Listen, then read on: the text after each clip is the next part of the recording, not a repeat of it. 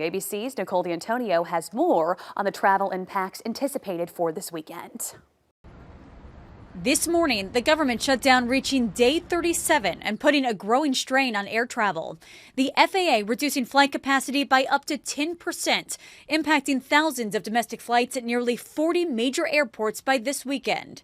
ABC News overnight exclusively obtaining the list of the 40 airports that will be affected, from Hartsfield-Jackson in Atlanta to LAX in Los Angeles, and from Miami to JFK in New York. This is about where is the pressure and how do we alleviate the pressure.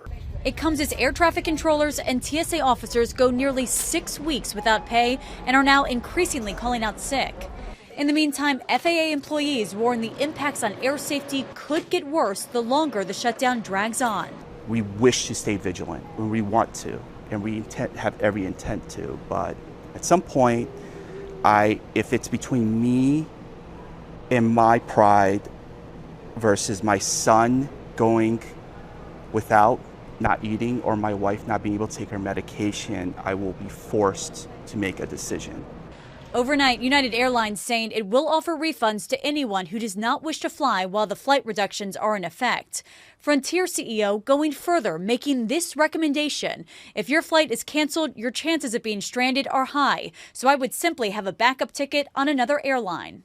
On Capitol Hill, cuts to Medicaid and health care subsidies are still the major sticking point, with both sides refusing to budge.